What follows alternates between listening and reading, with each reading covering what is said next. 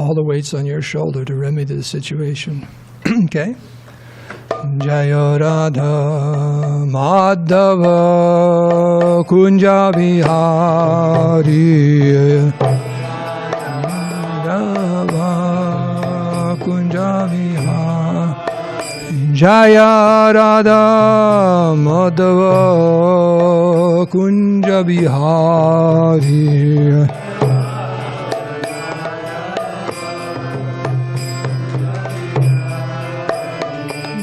Gopi Janna Ballabha Girivardhari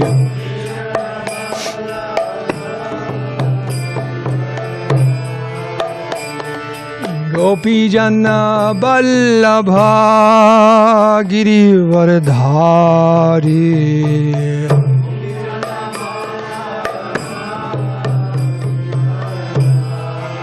Jasura Nandana Brajajana Ranjana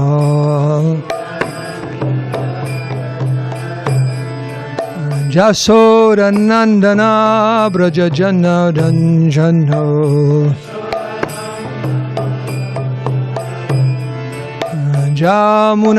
Jamunatira Bhanachariya Yamuna Tira Vanachari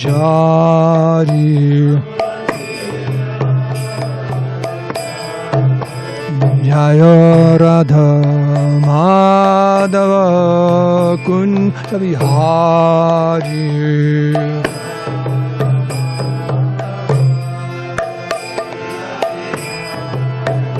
Jaya Radha Madhava Kunja Bihari Radha Madhava Kunja Bihari Gopi Janna Ballabha Girivardhari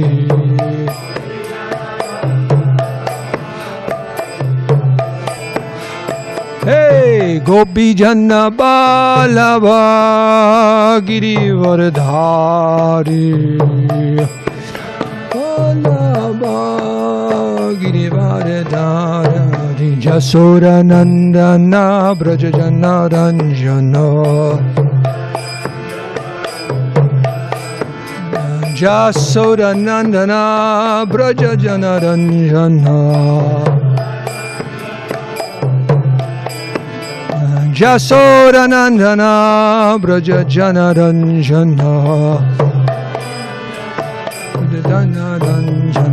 Jamuna Tira Vanachari Tira Vanachari Jamuna Tira Vanachari Tira Vanachari Jaya Radha Madhava Kunja Bihari Madhava Kunja Bihari Jaya Radha Madhava Kunja Bihari Madhava Kunja Bihari Gopi Janna Ballabha Girivardhari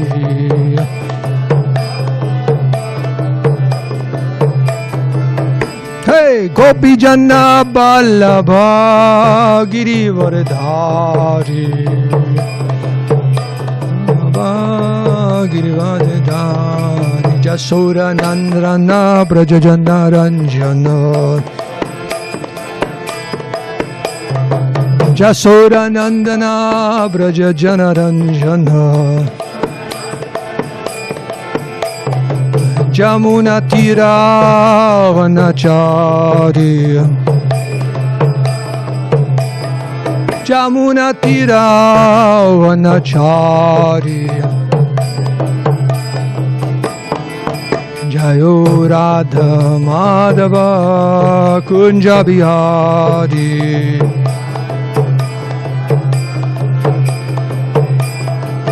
Jayo Radha Madhava Kunja Bihari.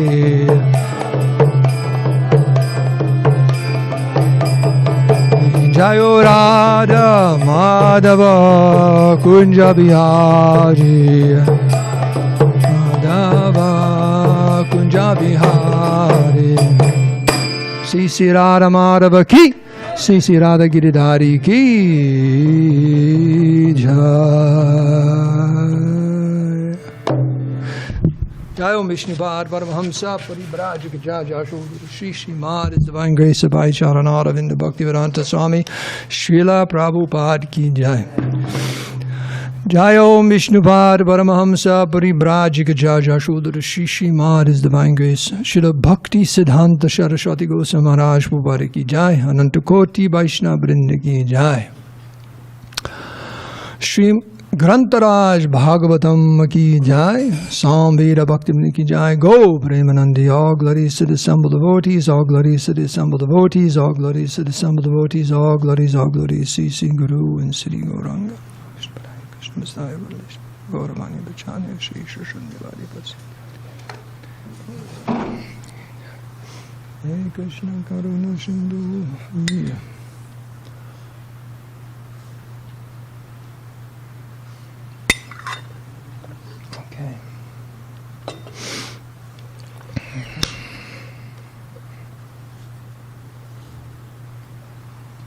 So this morning we're reading from the Srimad Bhagavatam, 6 cantos, 2nd chapter. This is text 12. Om Namo Bhagavate Vasudevaya. Om Namo Bhagavate Vasudevaya. Om Namo Bhagavate Vasudevaya.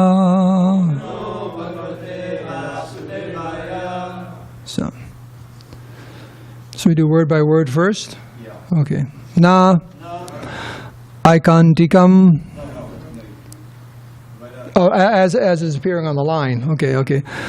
Aikantikam Tad Di Krite Pi Niskrite Manaha Punar Dhavati Chet Asat Pate Tat Karma Nirharam Abhipsitam Harer Gunanuvadaha Kalu Satwa Bhavanaha Naikantikam Tadikrite Piniskrite Mana Punardhavati Chedasatpade Tat karma niharam abhipsitam harer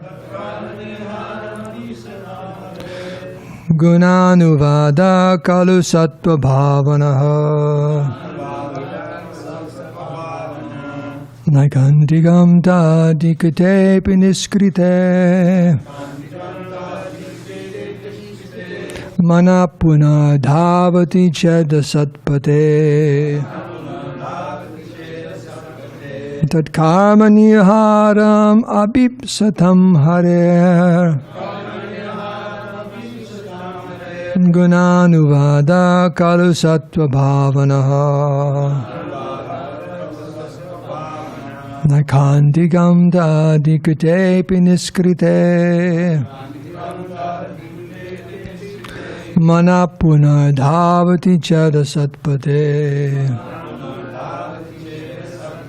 Tat karma niharam abhipsatam harer gunanuvada kalu sattva bhavanaha. Anyone like to chant? Tikam.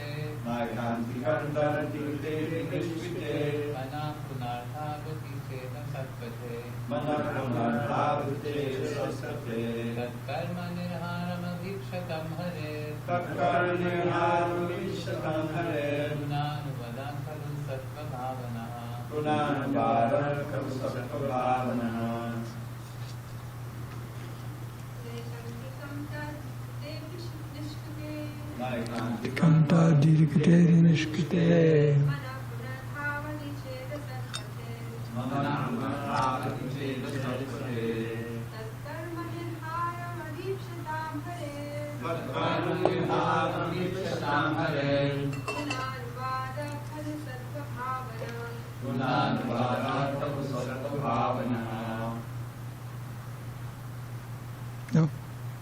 Within the mind. Okay. Synonyms. Na? Not. Akantikam. Absolutely cleansed. Tat. The heart. He. Because. Krite. Very nicely performed. So when someone does something nice, you go, krite, krite. Very nice. Api. Although. Niskrite. Atonement. Manaha, the mind. Punaha, again. Dhavati, runs. Chet, if. Asatpate, on the path of material activities. Tat, therefore. Karma nirharam, cessation of the fruitive reactions of material activities.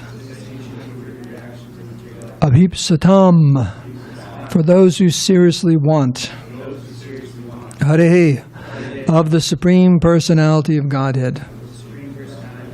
Guna anuvadaha, constant chanting of the glories. Kalau, indeed. Sattva bhavanaha, actually purifying one's existence. Translation and purport by Srila Prabhupada. The ritualistic ceremonies of atonement recommended in the religious scriptures are insufficient to cleanse the heart absolutely, because after atonement, one's mind again runs toward material activities. Consequently, for one who wants liberation from the fruitive reactions of material activities, the chanting of the Hare Krishna mantra, or glorification of the name, fame, and pastimes of the Lord, is recommended as the most perfect process of atonement, because such chanting eradicates the dirt from one's heart completely. Harinam Sankirtan Ki Jai. Hare Krishna, Krishna Krishna, Hare Hare, Hare Rama, Rama Rama, Hare Hare. Okay, purport. The statements in this verse have been confirmed previously in the Srimad Bhagavatam, 1st Canto, 2nd chapter, verse 17. Srinmata swakata Krishna punya shravana kirtanaha hridjantostu bhadrani birunoti surit satam. Sri Krishna, the personality of Godhead, who is the Paramatma super soul in everyone's heart, and the benefactor of the truthful devotee, cleanses desire for material enjoyment from the heart of the devotee who relishes his messages, which are in themselves virtuous when properly heard and chanted. It is the special mercy of the Supreme Lord that as soon as he knows that one is glorifying his name, fame, and attributes, he personally helps cleanse the dirt from one's heart. Therefore, simply by such glorification, one not only becomes purified, but also achieves the results of pious activities. Punya, Shravana, Kirtanaha. Punya, Shravana, Kirtana refers to the process of devotional service. Even if one does not understand the meaning of the Lord's name, pastimes, or attributes, one is purified simply by hearing or chanting of them. Such purification is called sattva bhavana. One's main purpose in human life should be to purify his existence and achieve liberation. As long as one has a material body, one is understood to be impure. Raise your hand if you're impure. Just checking. See, Dravid is the only one. Okay. He's on the spiritual platform. Okay. This keeps us humble. As long as you got a material body. Probably says like a prison suit. Well, they wear orange now? Who's been in prison recently? Is it orange? Like orange suits, right? Even in the old days, they had the stripe. Pink? Where? In Arizona. You're kidding me. Just make them feel kind of... Yeah, it's to make them feel kind of worse. Not so tough. I guess if you're walking around in a pink jumpsuit, you can't feel too tough, right? I guess that's why they do it. Okay. So as long as you got that pink jumpsuit on, it means something. Okay, so we shouldn't be so proud of anything. In such an impure material condition, one cannot enjoy a truly blissful life, although everyone seeks it. Therefore, Srimad Bhagavatam, 5th canto, 5th chapter, verse 1, this is Lord Rishabhdev, says, Tapo divyam putrakayena sattvam shuddhyat. One must perform tapasya, austerity, to purify his existence. How do you know they're pink? Are you in jail there? Okay, I'm just asking. Sheriff. Okay. Sheriff Joe is his name or something. Oh, okay. They did it and it became a big thing because prisoners got upset that they had to wear pink. Okay. Just checking. Gentle and ruffians. Right, all here. I'm sorry. I just had to clarify that. One must perform tapasya, austerity, to purify his existence in order to come to the spiritual platform. The tapasya of chanting and glorifying the name, fame, and attributes of the Lord is a very easy, purifying process by which everyone can be happy. Therefore, everyone who desires the ultimate cleansing of his heart must adopt this process. Other processes such as karma, jnana, and yoga cannot cleanse the heart absolutely. Om Gyanti Marandasya Gananjana Salakaya Chakshurunminitam Ninataismai Sri Gurave Namaha Srichaitanya Manobhistam Stapitam Jena Bhutale Swayam Rupa Kadamayam Dadati Svapadandikam Sri Krishna Chaitanya Prabhu Nityananda Shri Advaita Gadadhara Shiva Sri Gaur Bhakti Vrinda. Hare Krishna, Krishna Krishna, Hare Hare, Hare Rama, Rama Rama, Hare Hare. Banchakapadrubhascha Kripa Sindhu Bevacha Patitanam Bhavanebhyo Vaishnavebhyo Namo Namaha. By your blessings and good wishes, I'll try to say a few things. Now, Davida, you had that one line you showed me earlier. Is it appropriate at this time? Because there's something about asking for blessings or mercy. There's that one line. Oh, yeah. You have a microphone? They give you a microphone there? Because I think it's appropriate, asking for blessings. I just came up with it many years ago. I beg to be blessed by the best of the blissful boys of Vrindavan Dham. That's it. Okay, that's the whole reason we're here. Okay, so well,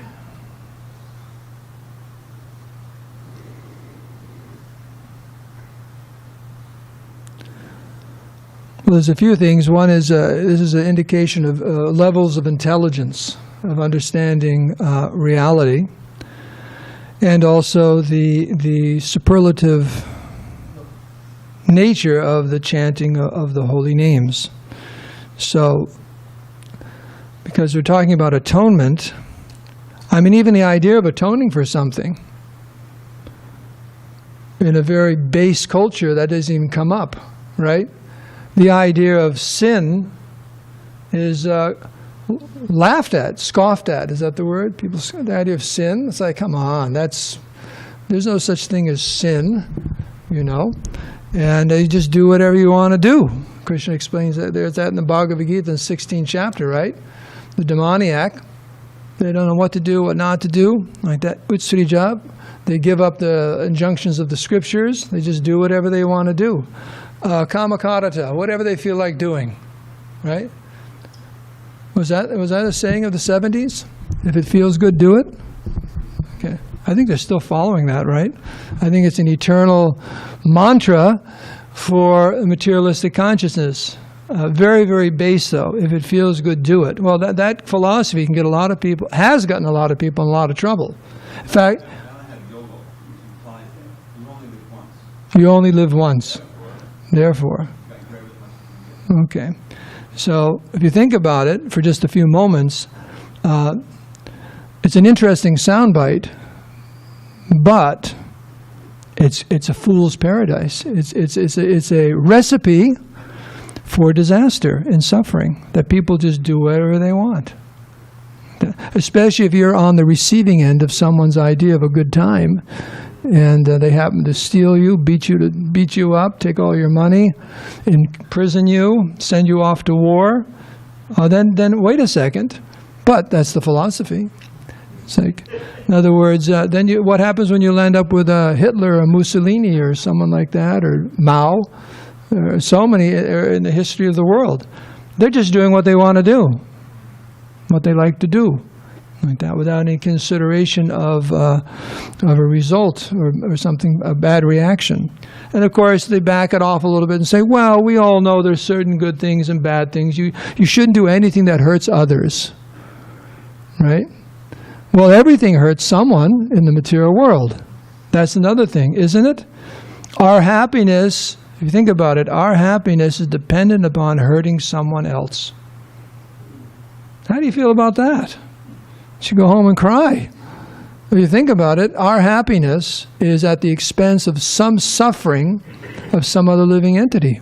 Even that fine dhoti you're wearing, someone had to pick the cotton, right, spin it into some factory, probably child labor in India, right? Spin.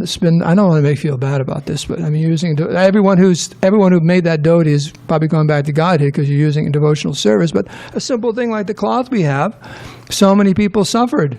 The person who had to dye it, the person who had to bring it to Loy Bazaar. Where'd you get Loy Bazaar? Right? And sell it. Come on.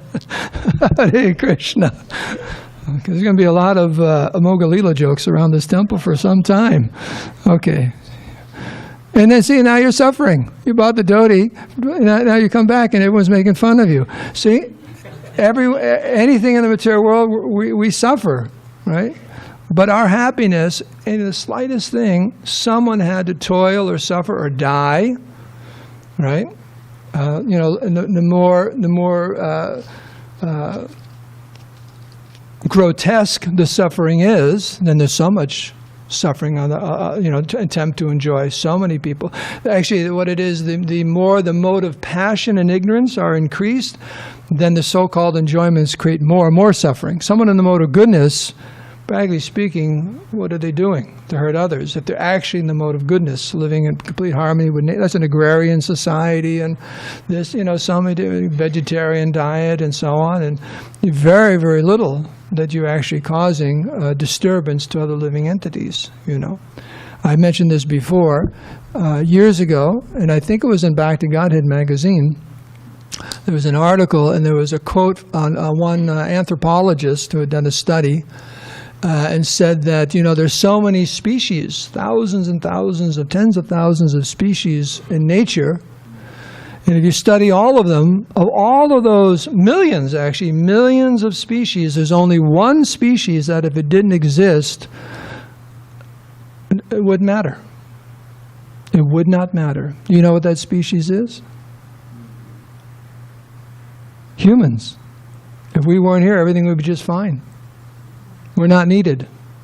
Isn't that far out? All the others is the food chain and this and that and all these different things. But human beings, if they weren't here, it wouldn't matter.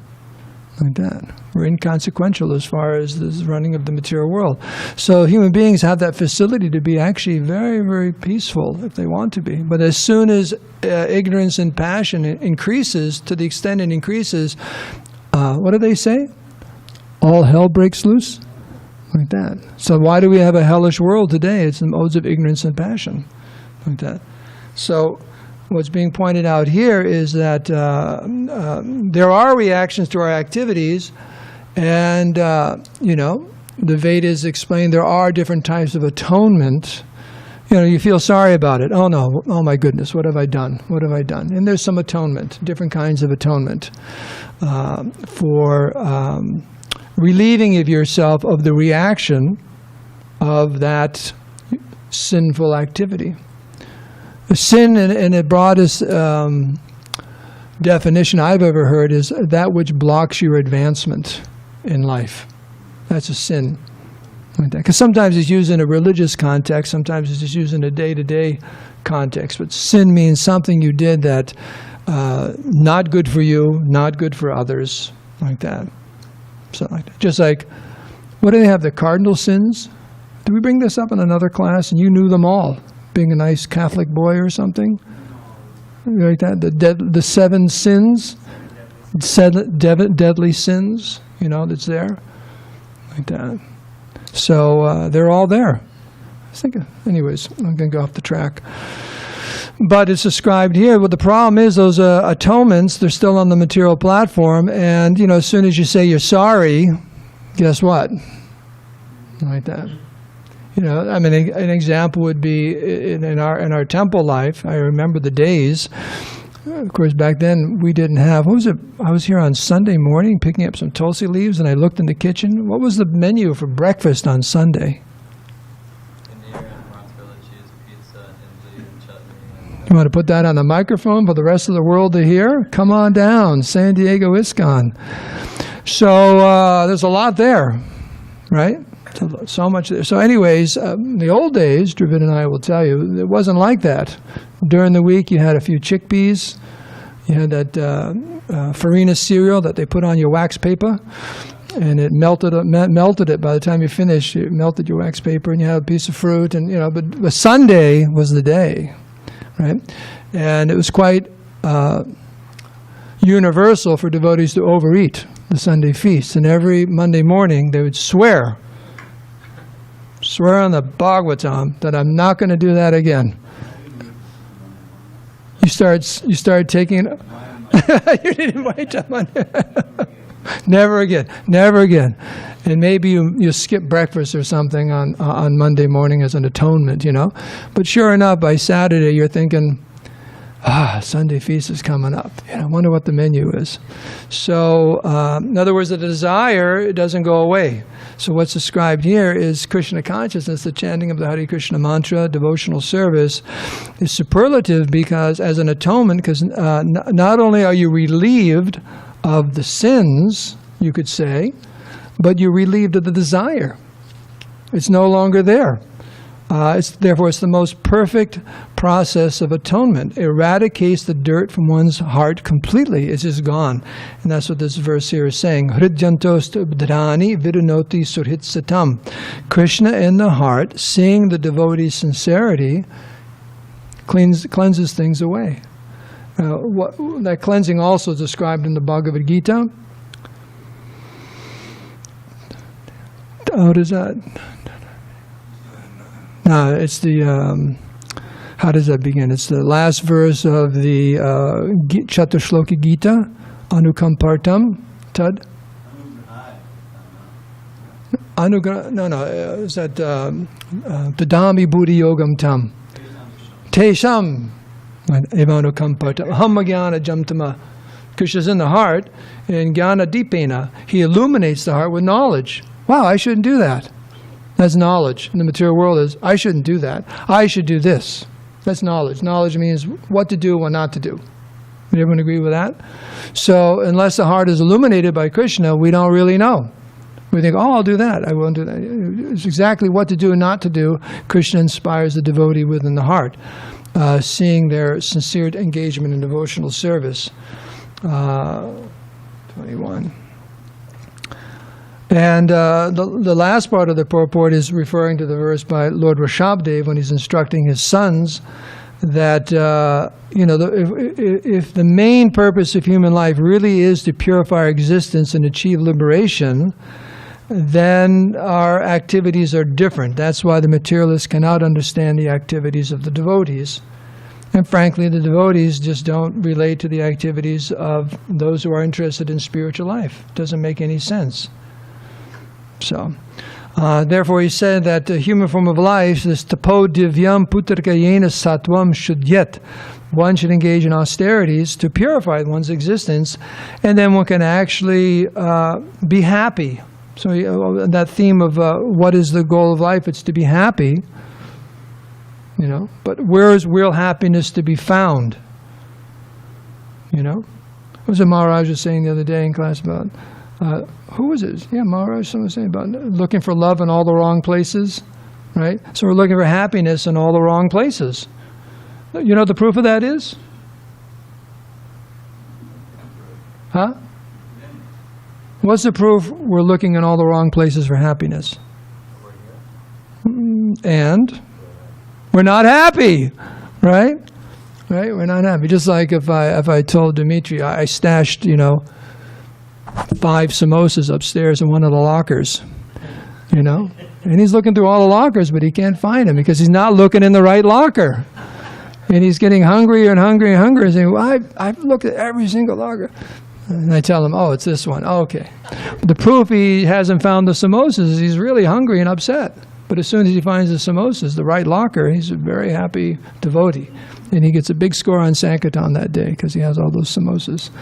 So the proof that we're not looking in the right places, we're unhappy. Now if someone says, I'm happy, right? People say, I'm happy. Give it time. Give it time. Like that. It's also intelligence. There has to be an awakening of intelligence. It's like that famous verse about kama aridam, serving the senses. It says, but now there's been an awakening of intelligence and I no longer want to serve my senses. In other words, I realize it's not an intelligent thing to do. So without that awakening of intelligence, people do feel that they're happy. Just like there's happiness in the different modes of material nature. The fact that someone says, I'm happy, so what? It doesn't really mean much. It doesn't. Just like a child may think they're very, very happy, the parent knows they're not happy. They still need an education, and they have so many different things. Their perception of their life is not very elevated, and ultimately it will lead to distress. Just like, right? Just like you may think you're happy going down Grand Avenue at 80, 90 miles an hour. Sometimes you see that at night. I'm sitting out in the morning, you sit out there like chanting japa, and usually it's, someone's speeding, like that.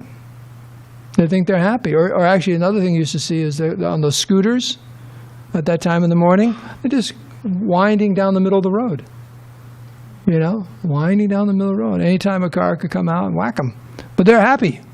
So what's the problem? It ends. Yeah, it ends. It ends.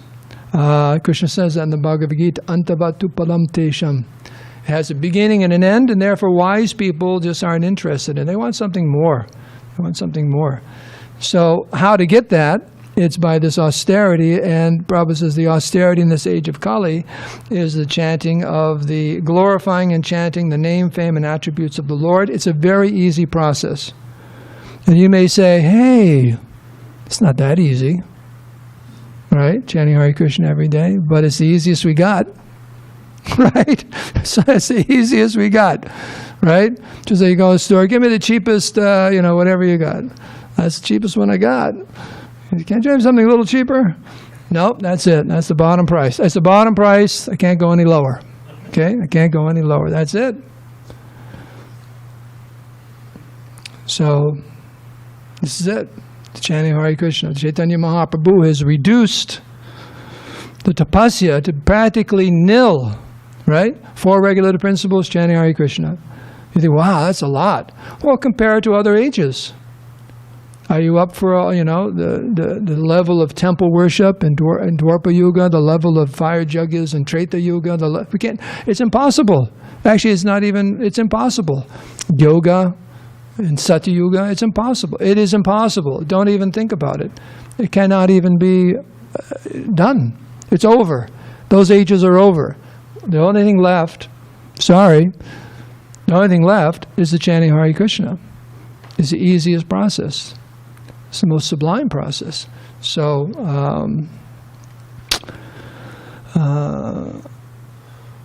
and he concludes by saying, we said karma, jnana, and yoga, because people argue in different ways. Like that. They'll argue in different ways that, well, I follow karma yoga, I follow this and that, and that's my spirituality. But these activities will not purify the heart. Or if they do, it'll take a long time. Long, long time. So why not take the chanting of Hare Krishna? Why not take the chanting? Okay. Dravida, you wanted to read a verse?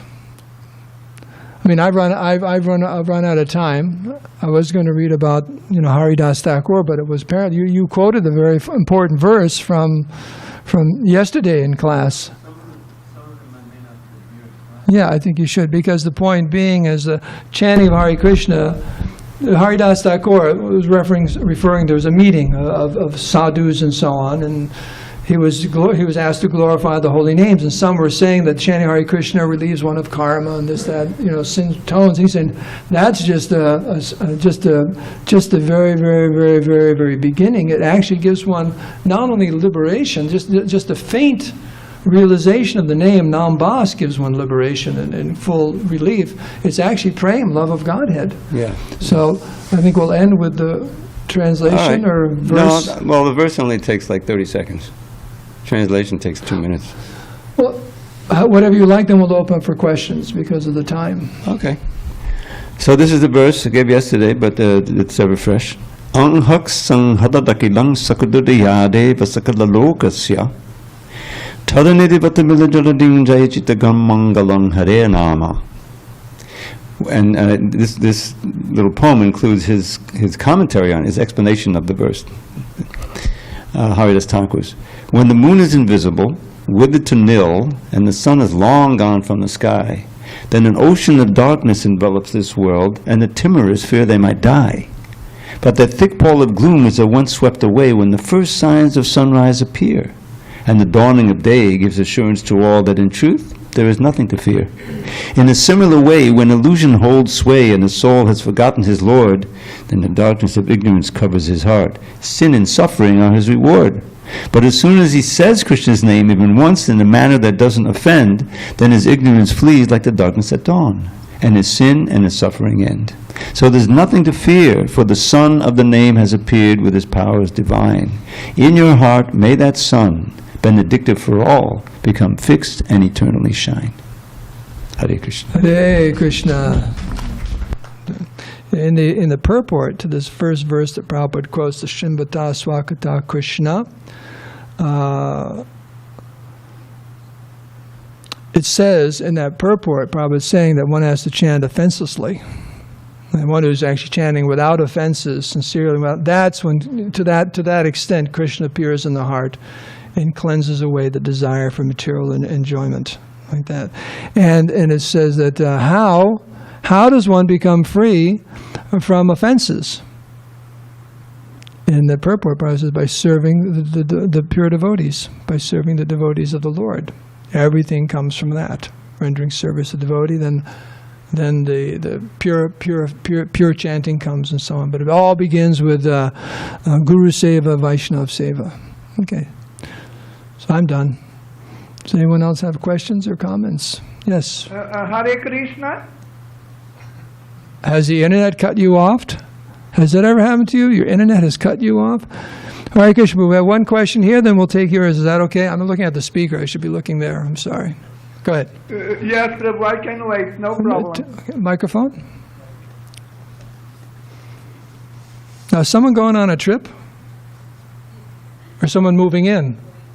You're moving in? Ah, rats. I need devotees to move in. Oh, go ahead. I'm sorry.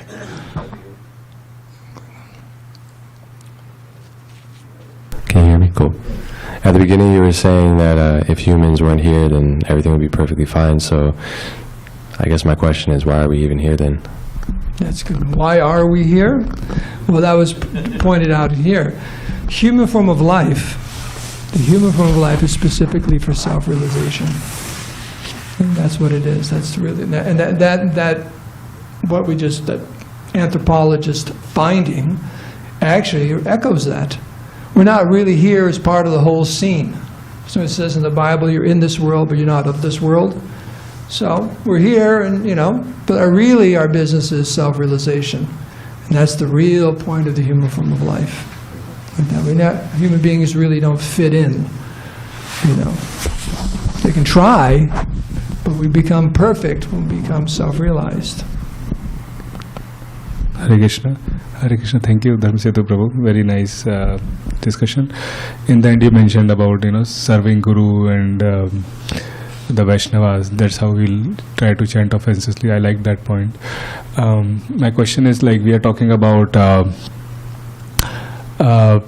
the desire for sense gratification remains, even after doing these different processes. But we have seen, even in terms of devotional services, there are people who try to do some little bit or just get engaged for some time, but they are not able to get that higher taste. They get distracted or away from that, whatever is the reason. So how can we basically make sure that they get that taste and continue with their devotional services? You know what I'm saying? Humility. Humility will take you the whole way if you are humble. Trinadapi sunichena, like that. More humble than the blade of grass, more tall than a tree, devoid of all sense of false prestige and ready to offer all respects of others. You'll always stay in devotional service. It's more about like preaching others. Like when we are preaching to other people, they may hear the Maha Mantra, they may read Bhagavad Gita, but then they are lost. Like it's very difficult for us to kind of keep them connected. Well, that's the preacher. He has to figure out, tax his mind, all kinds of ways to keep people attracted, engaged, happy, whether it's a cultural movement of prasadam and this and something. That's what the preachers are always trying to figure out, how to keep people engaged in some way or other in devotional service and feeling very happy about being in the association of devotees and the different activities of Krishna consciousness. That's our business, that we have to try to figure out how to attract the conditioned souls to Krishna. Like that. Thank you. So, you want to take the internet at this time, Prabhu? Hare Krishna? Hare Krishna? You're on. Yes, Dharmasetu Prabhu, thank you very much. You're very kind. Dandavat pranams. Prabhu, Justin Prabhu has a question. Yes, Hare Krishna. Thank you for the class. My question is about doing japa, and why is that japa is only for the right hand and not the left hand? Okay. Well, in a rare situation, when one doesn't have a right hand, they can use their left hand. Yeah. It's a custom, Vedic custom, Indian custom, that your right hand is used for pure things, I guess you want to call it that, and the left hand is used for impure things. So, based on that custom, of course, chanting japa is a spiritual activity, so one will use their right hand. It's etiquette that's established. That's why. So you do things like that with your right hand, whether it's eating or your puja. That's just a custom. Giving things or receiving things. I was in India with a very nice devotee friend of mine once, and we were in a store, and he made the mistake giving the person the money for something with his left hand. It was an unpleasant scene. So it's just, it's etiquette. It's an etiquette. Like that, the right hand. And there may be more to that also, because everything is connected. Have you ever heard anything about that? There's more, just like in your hand, there's actually, this is the Devastan, Rishistan, Pitrin-stan. I mean, there's all these different things running through our body, which are connected and also connected out there. So, just like this finger you use for, huh? Yeah, when you're angry at someone, what finger do you immediately pull? Well, I'm not going to say that. You go like this, right? I told you to study the Bhagavad Gita more seriously, right? Hare Krishna, right? This finger. So you don't use it for, usually like if you're doing puja, something like that, you avoid that finger. You're not touching your japa beads with it. They got that little hole in the bag, just in case you're... So just little things like that. Does that answer your question okay? Yes, thank you. Hare Krishna. Okay. Hare Krishna. So I have two questions. I don't think it's related to the class today. Someone the other day, someone was eating in front of the deities in the altar was open. So I told the person not to. So the person told me why, and like I didn't really have an answer. I said, we don't do it. It's etiquette. But I want to understand also, like if you can share why. And then I also want to ask that sometimes, when I'm chanting, so I start crying. So, and I just have this turmoil, like, should I stop chanting? Should I continue chanting? Does Krishna feels like more sad because I'm crying? So, like, if you can clarify that, tell me. I have that question always in my mind when that happens, so I want to understand. Okay. Thank you. What's your understanding about eating in front of the deities? I guess. Microphone?